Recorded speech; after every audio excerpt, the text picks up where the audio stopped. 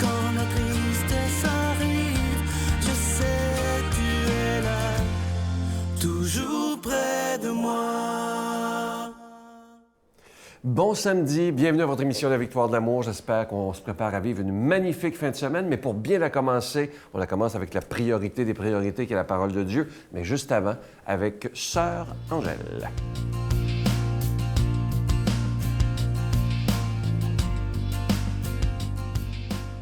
Bonjour. Souvent, on dit « Ah, les anges! » C'est pas les anges dans nos campagnes. Souvent, on parle d'une amitié. Une amitié qui est quelque chose d'important. C'est important, l'amitié.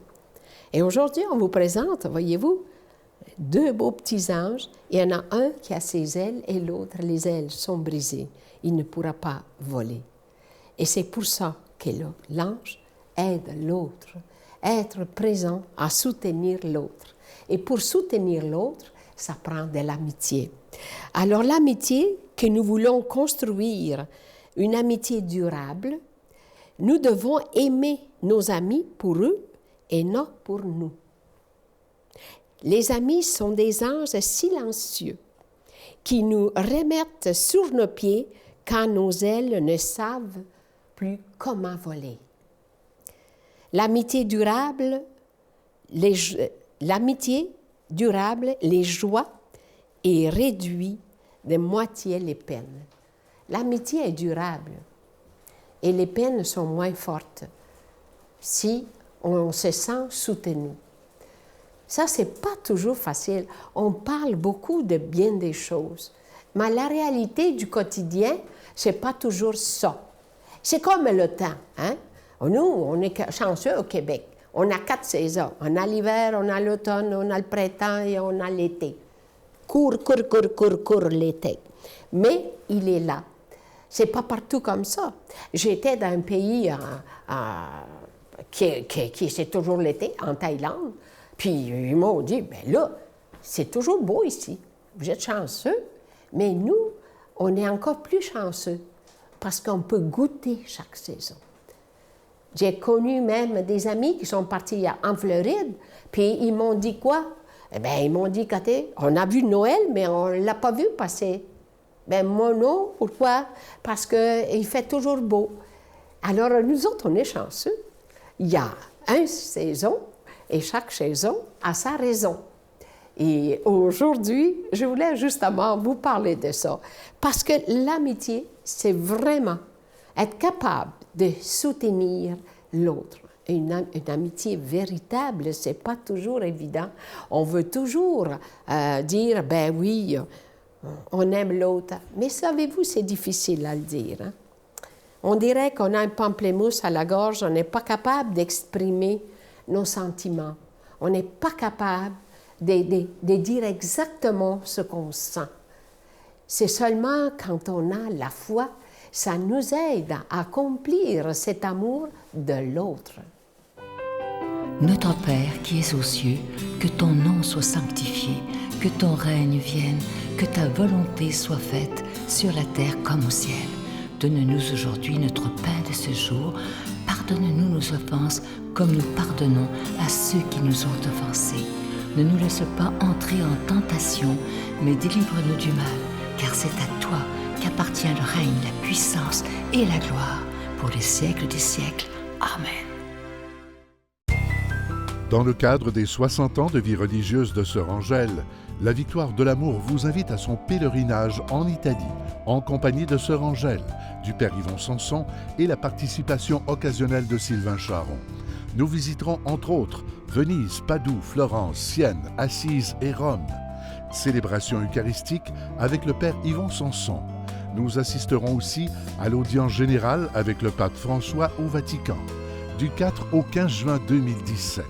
Informations et réservations, voyage intermission au 514-288-6077 ou sans frais au 1-800-465-3255.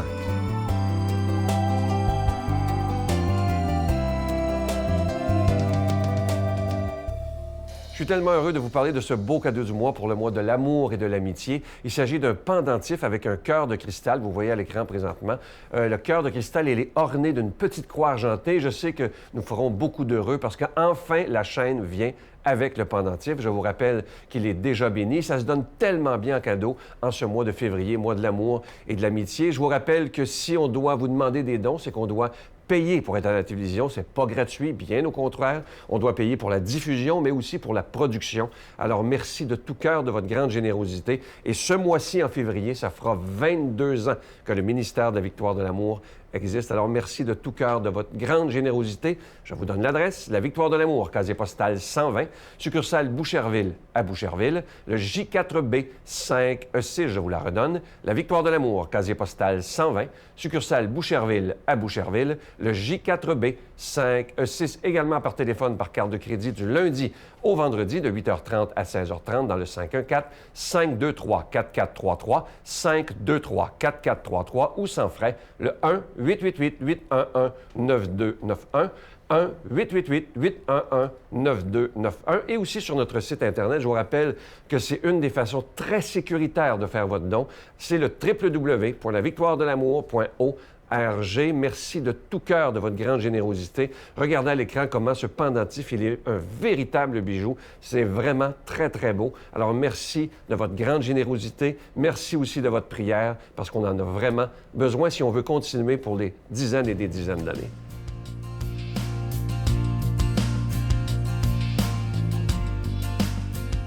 Mon Dieu, donnez-moi la sérénité d'accepter les choses que je ne peux changer, le courage de changer les choses que je peux et la sagesse d'en connaître la différence. Amen.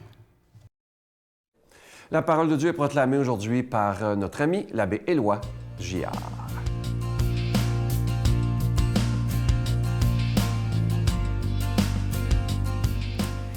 Bon matin, chers amis. Heureux de vous revoir encore une fois et de méditer avec vous autour du miracle le plus populaire, si on peut dire, des 4 évangiles. C'est la multiplication des pains. Il revient 6 fois en tout. Il y a 2 évangélistes qui le rapportent 2 fois. Alors, en ce 11 février, on va demander à ce que cette parole nous réchauffe le cœur d'une manière nouvelle. Alors, voilà, c'est dans l'évangile de Marc. En ces jours-là, comme il y avait de nouveau une grande foule et que les gens n'avaient rien à manger, Jésus appelle à lui ses disciples et leur dit « J'ai de la compassion pour cette foule, car depuis 3 jours déjà, ils restent auprès de moi et n'ont rien à manger. Si je les renvoie chez eux à jeûne, ils vont défaillir en chemin, et certains d'entre eux sont venus de loin. » Ses disciples lui répondirent, « Où donc pourra-t-on trouver du pain pour les rassasier ici, dans le désert? » Il leur demanda, « Combien de pain avez-vous? » Ils lui dirent, « 7. » Alors il ordonna à la foule de s'asseoir par terre. Puis, prenant les 7 pains et rendant grâce, il les rompit, et il les donnait à ses disciples pour que ceux-ci les distribuent. Et ils les distribuèrent à la foule. Ils avaient aussi quelques petits poissons que Jésus bénit et fit aussi distribuer. Les gens mangèrent et furent rassasiés. On ramassa les morceaux qui restaient, cela faisait 7 corbeilles. Or, ils étaient environ 4000. Puis Jésus les renvoya. Aussitôt, montant dans la barque avec ses disciples, il alla dans la région de Dalmanutha. Il y a quelque temps, je discutais avec les gens, comme j'aime beaucoup le faire, le dimanche à la messe, je discutais avec les gens et je leur posais une question. Savez-vous, je me souviens, en 1980, j'avais lu quelque chose qui m'avait fait sursauter, qui m'avait beaucoup étonné. En 1980, on était en plein cœur de la guerre froide.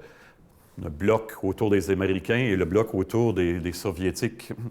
Et j'avais lu dans une revue très sérieuse qu'on estimait que la puissance totale des bombes nucléaires qui étaient stockées à cette époque-là, on estimait que la puissance valait une bombe d'Hiroshima tous les jours. Pendant combien de temps, vous pensez? J'avais fait deviner aux gens. D'après vous, la puissance totale, pas le nombre de bombes, mais la puissance totale équivaut à une bombe d'Hiroshima tous les jours. Pendant combien de temps, vous pensez? Là, il y en a qui disaient 6 mois, 3 semaines, 1 an, 10 ans. J'ai dit, êtes-vous bien assis? En 80, la puissance totale des bombes valait une bombe d'Hiroshima tous les jours pendant 1450 ans. On en a détruit depuis ce temps-là, on en a refait des plus puissantes. On est encore probablement à peu près au même niveau, peut-être pire, peut-être un peu moins, peu importe au fond. Hein. Et là, je dis aux gens, le danger n'est pas dans les bombes, le danger est dans le cœur humain. Il y a une bombe d'amour disponible dans le cœur humain. Il y a aussi de la haine qui peut exploser. Mais quand le cœur humain est touché puis commence à croire que l'amour existe, tout est changé. Je vous donne un exemple. Ça s'est passé en 98, lors de la crise du verglas. Moi, dans ma région, on était totalement plongé dans la crise du verglas. Et figurez-vous donc que à la ferme de mes parents, ça faisait quelques jours que la crise était commencée, il n'y avait pas eu de téléphone, rien. Tout à coup, il y a une vanne qui est arrivée dans la cour et le conducteur a rencontré un de mes frères. La vanne venait du coin de Lotte-Binière, du comté de Lotte-Binière. Ils s'étaient réunis 14 hommes et ils avaient placé dans la vanne 14 génératrices de ferme. Ils ont dit, tu vas emmener ça chez les Giard à Saint-Simon. Ils ont donné l'adresse. Servez-vous-en comme vous voulez. Bien, moi, j'étais curé à Farnham, à cette époque-là, et j'avais une immense église, l'église Saint-Romuald, avec des peintures d'Ozias-le-Duc. Il fallait protéger ça, il fallait quand même chauffer un peu. On se demandait comment faire. Eh bien, figurez-vous donc, c'est la génératrice de ferme d'une famille qui élevait des bisons à Saint-Jacques de Parisville, dans le comté de Lotte-Binière, qui avait servi à chauffer l'église Saint-Romuald de Farnham pendant le verglas.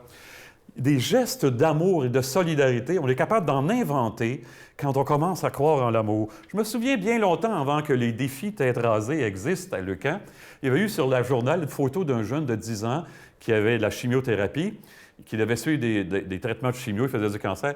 Tous ses copains s'étaient réunis avec lui. Ils s'étaient tous fait raser la tête en signe de solidarité pour être proche de lui, pour montrer on est avec toi. On veut que tu passes à travers de ça. Je trouvais ça très beau. Et mes amis, quand le Christ est en quelque part, il y a une nouvelle vie qui apparaît. Ça, c'est clair. On n'a qu'à regarder dans la Bible. Hein? On manque de rien quand l'amour est là. Saint Paul, il dit, toute vie véritable n'existe que dans le Christ. Sans le Christ, tout n'est qu'apparence de vie. Aujourd'hui, il manifeste ça, le Christ, d'une manière spéciale, dans le désert, dans nos vies d'intérieur, nos chaos, nos pauvretés. En quelque part, il est capable d'instiller un mot, un sentiment, une consolation, qui est capable, en fait, de faire de nous du bon pain pour les autres, qui va se multiplier à l'infini de toutes les manières. Eh bien, que Jésus, aujourd'hui, nous rejoigne. On va prier pour ça, hein? Parce que quand l'amour est là, on ne manque de rien. Qu'il nous rejoigne et qu'il nous fasse multiplier ses dons, le Père, le Fils et le Saint-Esprit. Amen. Bonne vie, bonne multiplication. À bientôt, tout le monde. Je vous salue, Marie, pleine de grâce. Le Seigneur est avec vous. Vous êtes bénie entre toutes les femmes, et Jésus, le fruit de vos entrailles, est béni. Sainte Marie, Mère de Dieu, priez pour nous pauvres pécheurs, maintenant et à l'heure de notre mort. Amen. Je vous invite à ne pas manquer demain l'émission tout à fait spéciale. J'avais reçu cette invitée-là il y a à peu près un an et demi. Elle était sur le point de se marier. Depuis ce temps-là, elle est mariée. Elle a eu un enfant. Et imaginez cette jeune fille, début vingtaine, pimpante, heureuse, avec une foi à déplacer des montagnes. Imaginez qu'elle a fait une psychose. Elle était en psychiatrie. Ça a été l'enfer. Et le plus beau, c'est pour ça qu'on présente cette émission-là pour la Saint-Valentin, c'est que son mari, qui aurait pu partir, parce que c'est pas évident, elle va être médicamentée toute sa vie, a décidé de rester. Vous allez voir un couple qui s'aime. Elle s'en est sortie maintenant. Mais manquez pas ça, Stéphanie et Raphaël pour la Saint-Valentin demain. Bye! Dans le fond, quand j'ai été hospitalisée, là, c'était pour la dépression, parce que j'étais rendue que je m'automutilais, j'avais des idées suicidaires, puis... Toi, t'automutiler, c'est inimaginable. Oui, je sais, oui. Puis tu sais, t'as un enfant, là, fait que c'est comme... T'as la vie en toi, mais on dirait que tu comprends pas pourquoi, genre, toi, tu vis, genre, tu sais, t'en viens qu'à te dire, genre, pourquoi, moi, il m'arrive ces choses-là, genre, puis...